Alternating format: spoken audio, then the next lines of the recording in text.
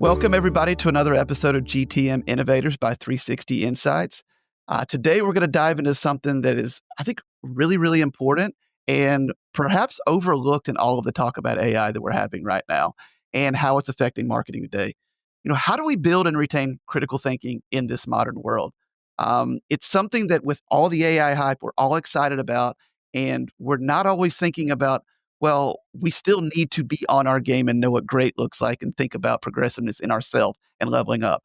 And here on this conversation to help me dive into this, I've got Joey Lai, a B2B Marketing Director at Mastercard, who's got past experience in fast-moving startups, enterprise brands. Joey, welcome to the call, or welcome to the podcast. So, Joey, let's kind of dive into some of this, right? Like, you have been at a lot of organizations, the whole range of size from startups to large organizations, looking at marketing, helping with marketing. Talk with, like, how have you seen this evolve over time with your background and what you're seeing today with how AI is changing things and how, the challenges that we've been talking about before we hit record, but how people may be slacking off or not being critical thinking about what they're doing and how they go about their work. I think it's no surprise that every marketer has been talking about AI, and every industry, every function is talking about AI and how that's evolving. I think what's been really interesting is previous company that I was working for was a very AI first organization and was really leading the transformation of how AI was going to change the way that we work. And working in the HR tech industry as well, like there's a lot of future of work discussion, and there's nothing Yeah. that feels more disruptive than this AI talk that has been happening, both from an organizational structure perspective, but also the way that we talk about jobs and tasks within a job in itself. And so like when I think about that from a marketing lens, is AI has also, had lots of benefits in the way that we can do marketing and do more marketing, in fact. Um, but I think what that has resulted in my opinion, is more bad marketing or just very mediocre marketing, because there's a lot of AI is enabling a more volume game. It's like high production or high volume of production and not necessarily high quality of production, because we've missed the opportunity to take that time to build in that thinking, to create that discipline, and also like the talent to enable the AI or enable us, our teams, to actually think critically and create just good marketing. So that's interesting because what I hear you say, and correct me if I'm wrong, is like, great, with an LLM, we can produce more content. But what we're not necessarily doing being able to produce more content is that gives us more time to think about what is the great thing that we want to say with this content instead of just like producing more slop as the AI slop term everybody's using. Is that kind of how you're thinking about this? Yeah, yeah. And I think like that's a very top of mind use case for me because of sort of the role that I'm in at the like currently, but also just like what I literally before I jumped onto this podcast, what I've been working on is very much our content strategy and our content plan. I appreciate there's loads of different use cases of AI across Yeah. marketing, but I think the heart of it is exactly the same, right? Like we're so focused on optimizing for production and optimizing for output that we forget that like rubbish in, rubbish out. And that's the same with Yeah. any tool that we've ever used in our lives, right? Like, and that's the same as like as good as your prompt might be, is have you got that differentiated message? Have you got the thinking? Have you got that creative thought process in line? And I think one of the things that I try and get, I do more and my team to do more is really around like, what is that human insight, or what is that like thought, that challenge, or that like we talk about pain points and like we put it onto a beautiful slide deck and talk all about those things. But it's like, okay, outside of that slide deck and those ten words that we've articulated that pain point, it's like, what is the why behind, you know, whoever we're trying to target, that we're trying to get them to change? Like, what is it that they're really trying to um initiate or like Yeah. like create impact within their organization? And it's not about, oh, they want to increase revenue. Obviously, like every organization wants to increase revenue. But as individuals, as a human being who's a buyer at the end of the day, so like a lot of my background is in B2B, but I started my marketing career in B2C, which is sort of why I think it's really important for us to borrow from B2C, which has such a strong like foundation around like what's the consumer insight that we're trying to influence here. And I think in the same way, like in the B2B world, like that consumer insight is the same because we're selling to an individual, we're selling to a person. Now I'm going to leave agentic, you know, for the to the side for the time being, because eventually we might not be selling, like we're not selling to humans, we're selling to agents.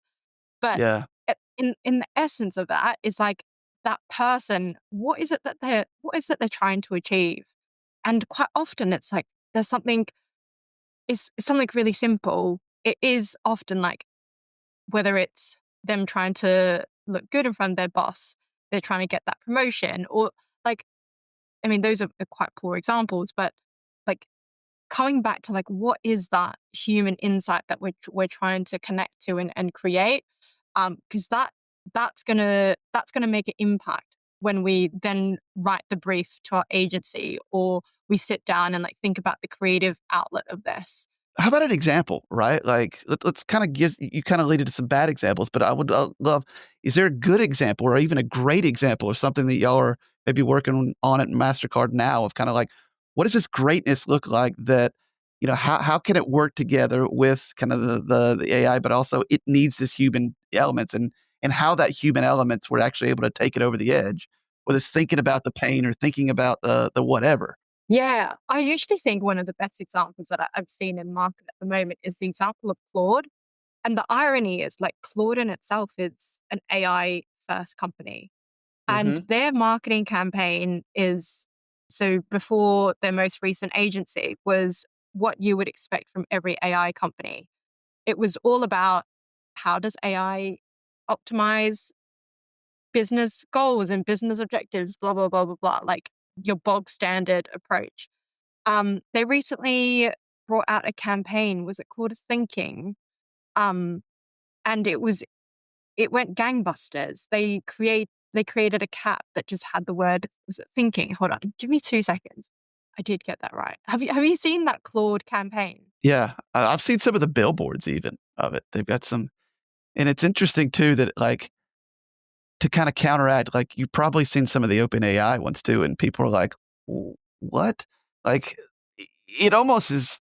It's interesting the juxtaposition between the two because the OpenAI one is like doing all these things, but it's like, wait a minute, but you're taking all this stuff from me. The way it's kind of positioned, you know what I'm talking about? Yeah, The reaction to it has been very, very different. I've not seen the OpenAI ones. I'll have to look that up in a minute. And I think a lot of people too are like, well, you're taking all of this, and this is maybe side banter, but maybe it leads into something interesting that, you're taking all of this outside funding and why you spend it on marketing, instead Yeah, of like converting the 98% of free consumers that you have now into paying consumers. Like, why do you need more top of the funnel? You've already got hundreds of millions of users. yeah, that's such a good point. That is such a good point. I mean, there's a lot of questions to be asked about ChatGPT at the moment, but that's a side point. Well, so bringing it back in a little bit, right? We talked previously kind of about a lot of what you do in kind of the ABM space, the account based marketing space. Um, and, you know, even use kind of the term silver bullet and how it's kind of fading into like, we just need to do good marketing, right? Like, I'd love you to expand upon that a little bit and kind of how you're thinking about that element. So I think with ABM, like what was it? Probably about like 5, 10 years ago, it was sort of the new shiny toy of marketing. And it was all about sales and marketing alignment, making sure we have strong account plans. And you're like, yeah, this all sounds like really good principles for us to operate around. And a lot of organizations were like, right, let me change my field marketers into ABMs, or let me create a new ABM role. Um, and what I think that did was sort of create a focus for these people to be like, okay, we need to make sure that sales and marketing is aligned, which is the forever challenge of every marketer and every sales team. Um, Yeah.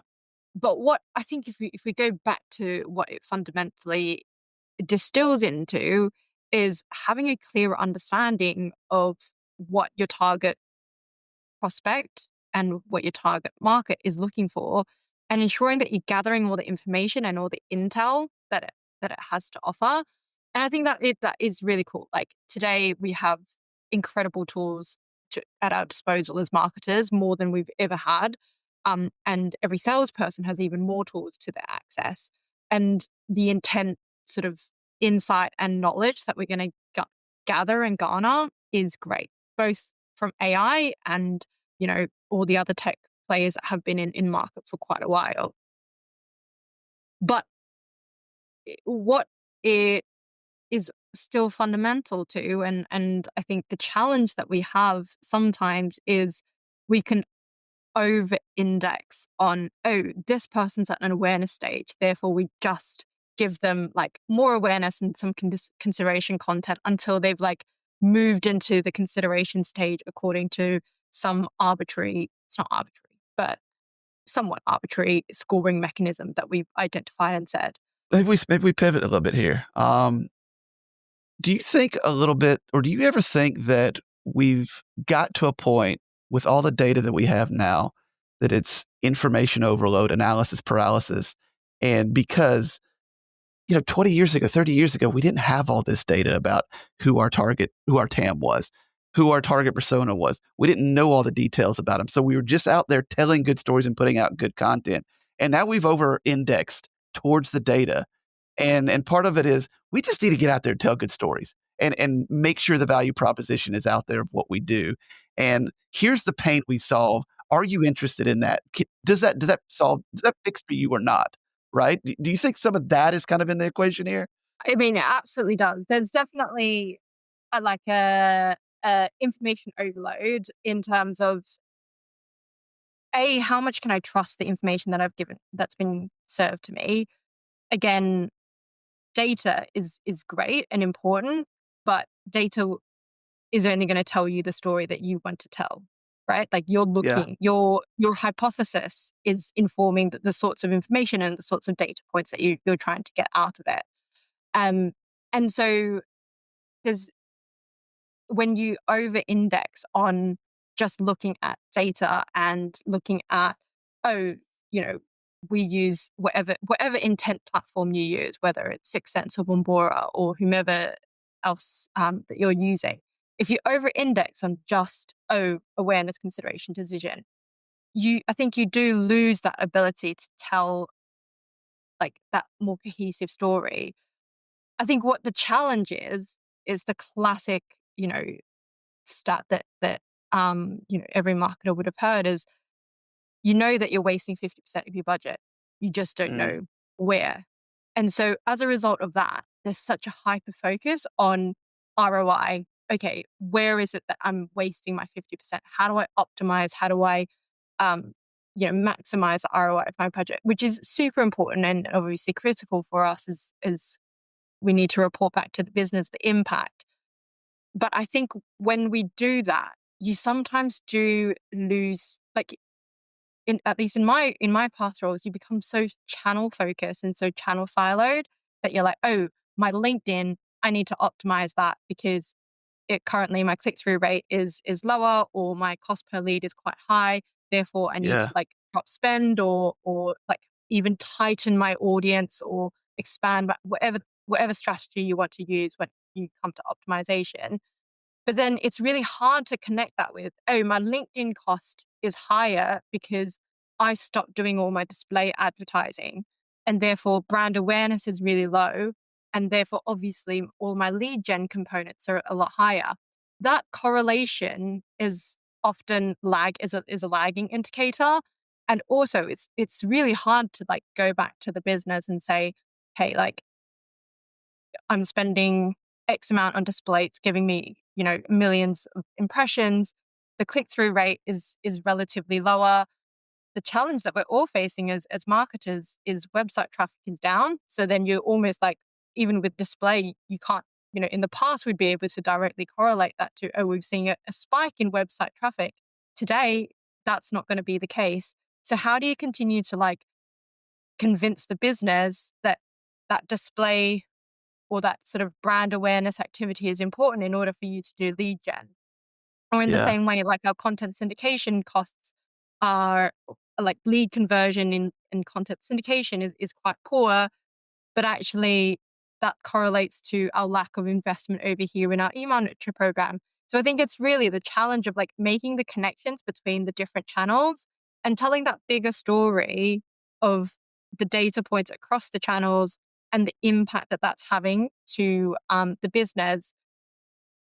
And secondary to that, I think is ultimately like what we're forgetting when we're measuring an outcome is like, how do you measure the impact of brand and brand building? Like measuring impact of brand is we've all got KPIs and clear like brand uplift surveys that we can use, blah, blah, blah, blah. But when you're building brand, again, those are lagging indicators. Like building a It's brand much more isn't a nebulous. 6 month. Yeah. Exactly. It could take a year, it could take 2, it could take 3. And so it's having that commitment of the business to go, I'm still going to continue to build brand while I like optimize for the sort of the marketing budget and the ROI of those dollars. Well, and I wonder too, right? Like I'm sitting here thinking, is you're optimizing those paid campaigns, right? Like LLMs can help you come up with 10 different variations of this title that we could measure click-throughs on. And great, but you get diminishing returns there, right? And I think to your point, wrapping this big picture, like critically thinking, how does this actually helping our overall, goal? Yes, optimizing these little things, but it's pennies on the dollar in the big picture, right? And because we've got these tools that make that piece easier, are we leaning more into that? And maybe we shouldn't be, because is it really moving the needle in any meaningful way, right? That's such a good point. It's like it feels easy, like we're human beings, we go for the path of least resistance. Like that's easy. I can make 10 ad variations and do A/B testing in a sequence order and go, oh, out of these, this is the strongest messaging. Whereas I could be spending more time in like coming up with truly like a creative concept and Something refining my novel. message. Yeah. Yeah, and I think that's what I love that word, something novel.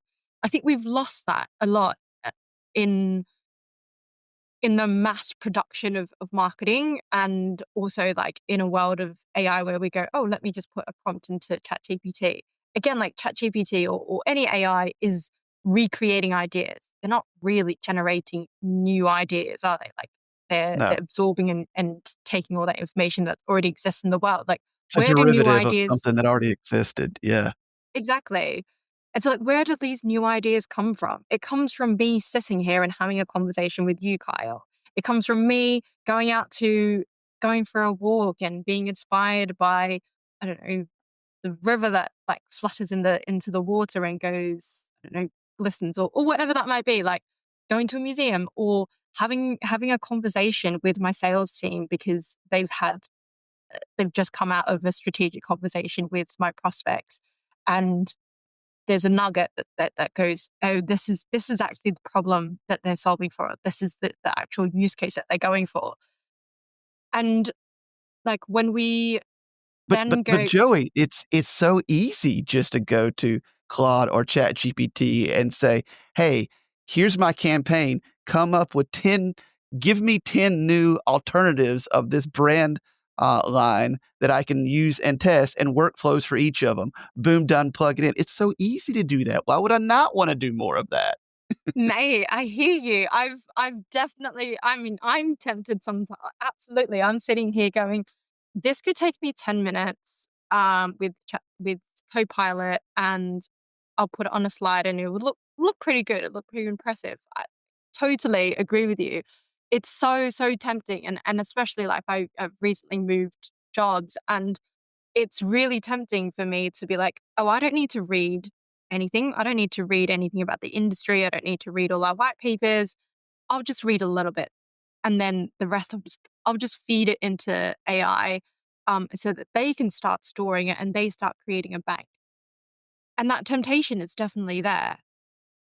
But what I know as someone who's worked, in marketing for such a long time is the power of my marketing and my ability to create good marketing comes from me actually digesting that information, me absorbing it, me having those conversations internally, listening to every single podcast there can be about whatever industry that I'm stepping into, and becoming a pseudo expert of that. Um, it's it's important for me to like look at what other companies are doing directly within my competitive set, but also outside of my competitive set, and then also outside of my industry.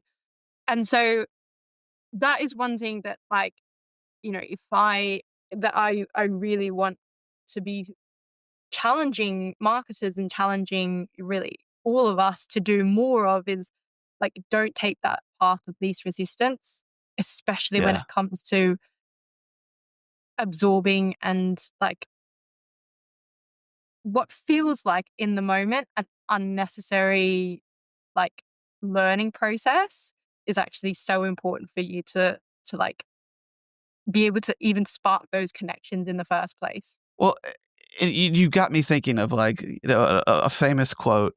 Um, Robert F. Kennedy said, 1960s, "We want to go to the moon not because it's easy, but because it's hard." Right? Like, and I'm thinking about this as like, we've got decades of our career of scars on our back as we had to learn things and figure stuff out. And we thrive because of the challenge of figuring that out. And I think what we're seeing, what we're worried about is like, well, if you put a 22, 23-year-old fresh out of college and give them these tools that gives them good enough, they are never going to know what fulfillment means because they've never discovered anything great and novel and interesting.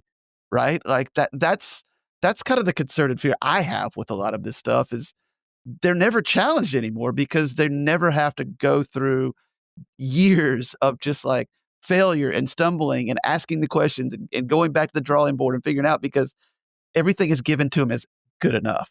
Absolutely. And as a mother, as someone who is also hiring for new talent, who is looking at training my team and like building their skills, that is one of my biggest fears. And I think that is going to be one of the biggest challenges of the marketing discipline in the next 5 to 10 years is the type of talent and their ability to think critically as they come into the organization and therefore make an impact.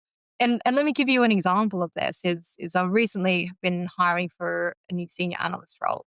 So relatively junior, we're looking for like 3 to 5, maybe a couple of years of marketing or general experience. And I gave them a live case study and I asked them, if you're going to use ChatGPT or any AI, send me the transcript so I can see what you're inputting into it and understand Yeah. sort of your knowledge there. One of the candidates, what she presented with to me was clearly literal copy and paste from ChatGPT. I don't mind that. That's fine. She presented it and it was like, it wasn't a strong presentation. And so obviously she didn't progress. It was a fine, like, it was a campaign plan. And I was like, it's fine. It looks like a typical campaign plan you would expect. When I looked at her ChatGPT prompts, not only did she just like literally put in the briefs into ChatGPT with no additional thinking, so like low effort whatsoever, is the output of her ChatGPT. She excluded the bits of information that I would have said, that's the money, like that's the rationale, Yeah. that's the good bit. And you took that out. You presented to me not only a ChatGPT version, but a crap ChatGPT version. And I like that just, I was quite surprised in terms of how did you get this so wrong? The task wasn't hard. And it was a bit alarming to me to think that like that, I don't think that's an isolated case. I think that is going to be a reflection of quite a lot of the talent that's coming through is because they've not had to be challenged in their critical thinking. They also don't know what good looks like because they don't have those years of training, and any training that they have has come from ChatGPT. And so they're just like, oh, this sounds good. It's like, if it's from ChatGPT, it must be right. Um, Yeah. and research in itself also shows like, students who use AI to assist with their essay writing, even in just a short period of 3 months of using AI, have lost their ability to think critically and like solve problems compared to the control group who able to use AI. And so even from an educational standpoint, like we're already seeing that bleed through. And so once they enter into the workplace as leaders, I think we have a responsibility to help train them in a way that is going to help them think critically. And part of that thinking critically will be in conjunction with AI. Absolutely. But so much of it is those soft skills, it's those critical thinking skills, it's the ability to challenge, it's the ability to look at something and go, that's a bad creative, and that's a good creative. And Yeah. this is why. And why? Yeah. So talk about that, right? And let me even correct myself for a second. That's John F. Kennedy. I know that. I don't know why I said Robert F. Kennedy said that quote, but that's been eating me apart. Like, why did I get that wrong? Um, maybe I hallucinated a little bit. But anyway, like going into kind of like what are you doing internally and working with your teams and your junior people to like build that critical thinking? Like, do you have exercises or tasks or habits that you're helping people create to make sure that they're building that critical thinking and not outsourcing it or not skipping it altogether? I think it's really hard. I'm not gonna lie. Like what's hard is top down and also, bottom up. There's such a big push to use AI. And, we're thinking about like what projects and what processes and what things and how can we inject AI across everything, which is important and absolutely we should. Yeah, And so when you have that pressure from top down, and then when it is really easy for team members to do it, then naturally, it's just hard. But one thing that we did recently was actually just going back to basic whiteboarding.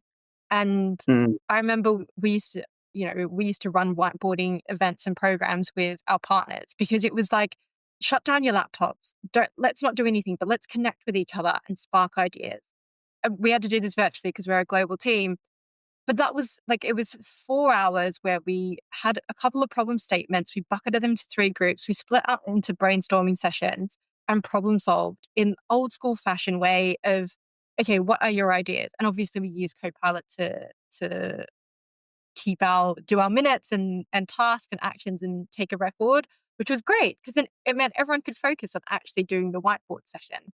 yeah, Um, and the ideas that came from that and sort of the connectivity that enabled in terms of teams that typically don't talk to each other, we have newer members like myself, we're able to engage with a wider variety, like a wider part of the team. That sort of interaction was incredibly helpful. And the outputs of that in terms of changes that we were going to make was super relevant, super actionable, and what we expect is to be super impactful to the business. Could someone have sat there and asked AI to go, how can I optimize my creative process? How can I optimize our procedures? How can I optimize team collaboration? I'm sure they would have come up with a list. But what that whiteboarding session did as well was create buy-in that like, oh, these are all our ideas that we can stand behind. And therefore, when we implement this new process, I'm not going to be like, oh, I can't be bothered. I'm going to be like, no, no, yeah. no. We agreed as a team. This is what we're going to do. Therefore, I'm going to follow the process. There's extra investment there in it, and I imagine from a team perspective, that's probably also built culture too, right? Yeah, absolutely. Yeah, I mean, and so you kind of alluded to it. What are some of the right ways that we can kinda leverage AI to do this, right? Like, clearly, it can be kind of that secretary, right? And free us up for more time to have relationship building, collaboration with individuals, and be kind of the, like, note taker so we're not worried about scribbling something down. But, like, what else? Like, how else are you thinking that it can be a healthy partnership between kinda the AI and the humans, if you will? I wish I had an answer for this, but I genuinely don't. And the reason being is I'm sort of in this philosophical battle for myself. Is like, do I even want to use AI at all? And that's really hard for someone who works in the tech industry, who works for organizations that both past and present, and I'm sure in the future as well, who's like business direction is to use AI. That's where the growth Yeah. opportunity is going to be. But I, yeah, I find it really hard just to even think about how we would use it. However, I having guarantee said you, that you're not though, alone too. There's a lot of people that I talk I mean, yes, there's a lot of excitement, but there's a lot of people that are very, guarded and like, this is not human, this is not natural, this is taking away that spark, right? yeah, I think that's what it for me. It really like jars with my personal beliefs and what I think is important in life.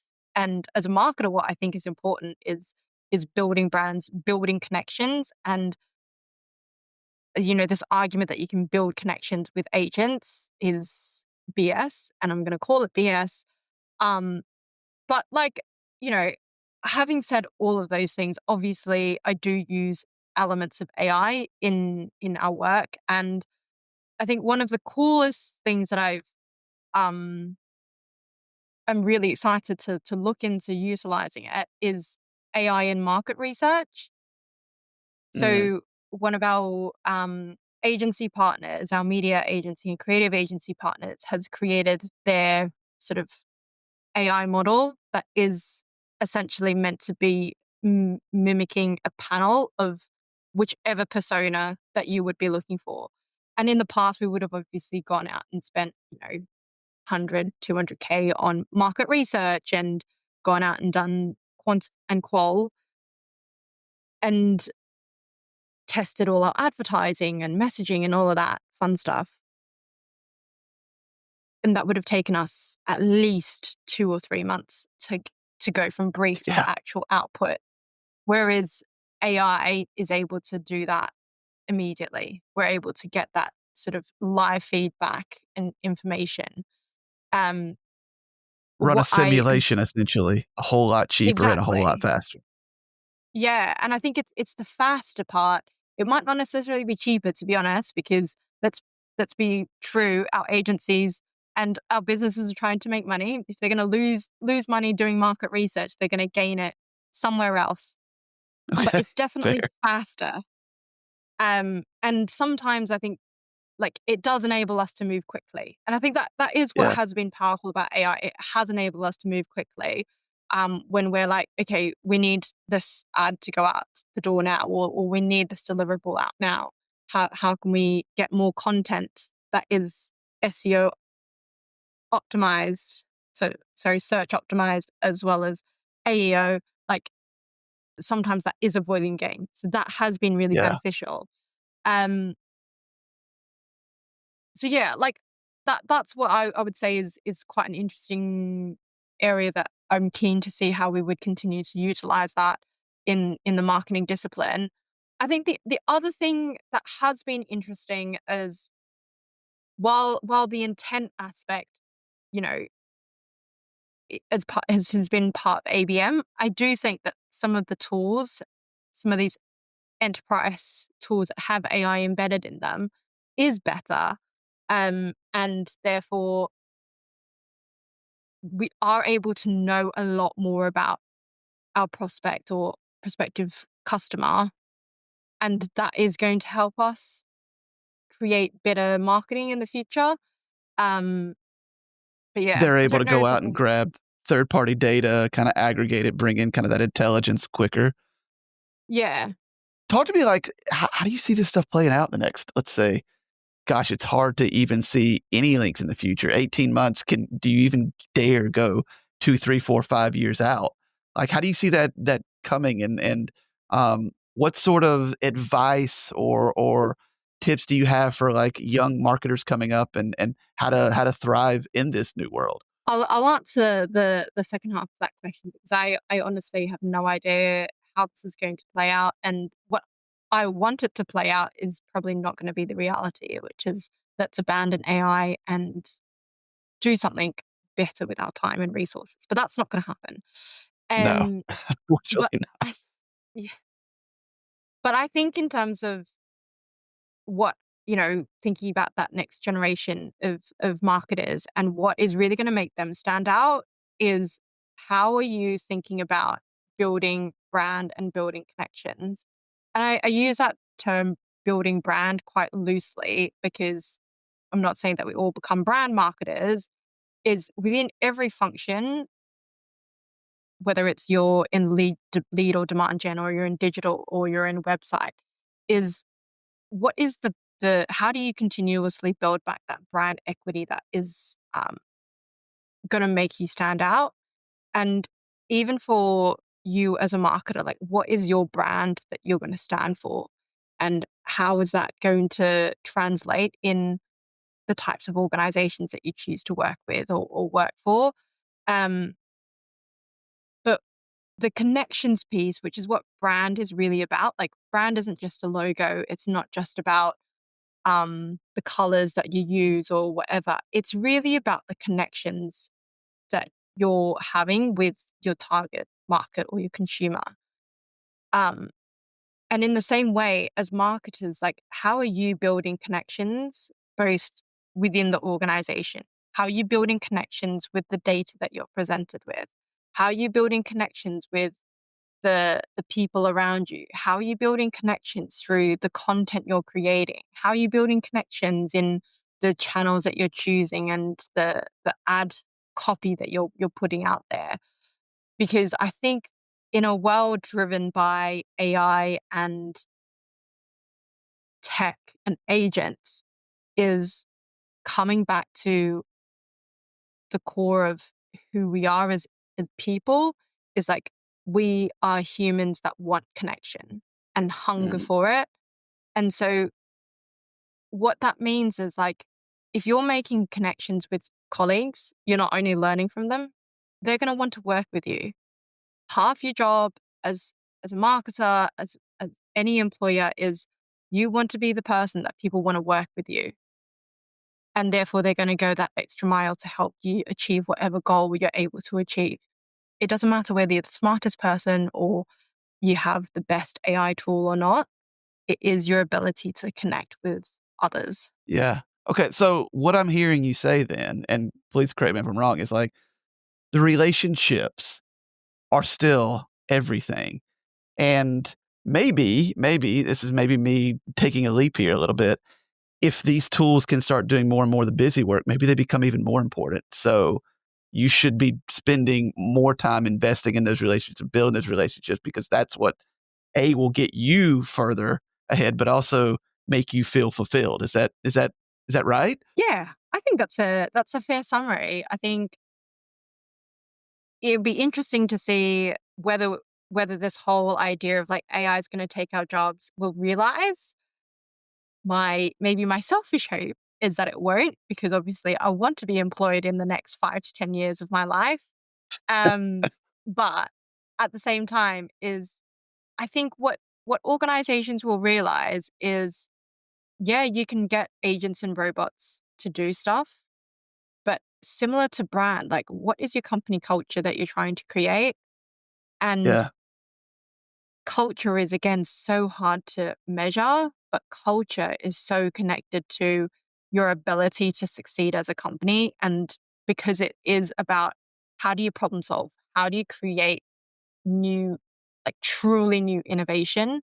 And without that culture of connection, you're not going to succeed. And Yeah. unfortunately, what is going to require is organizations to fail for others to realize that that is the case. Um, and yeah, It's it that is it connective is very tissue that gets everybody on the boat rowing in the same direction, right? Like, exactly, that's yeah. Rallied yeah, rallied around that idea, rallied around, like, that problem that you're trying to solve for, and actually solving for it, not just creating more busy work. yeah, yeah, awesome. Well, Joey, as we kinda wrap up, any final thoughts or anything that you wanna kinda leave people with? I know this is a challenging thing to talk about. We're talking about these tools that are, getting into kind of like some of the things that make us human and make us feel fulfilled and thrive. And yes, everybody's concerned about what does this mean for my job and role. So it is a touchy thing to talk about, but I think it's also really important we have these conversations. So as we kind of wrap up here, any kind of final thoughts that you want to leave people with or closing kind of things to really latch on to? I think the main thing is, like, it's the next time you reach for Copilot or AI or ChatGPT, it's just taking a minute to go, do I really need that? Or can I think about that myself and get to that solution?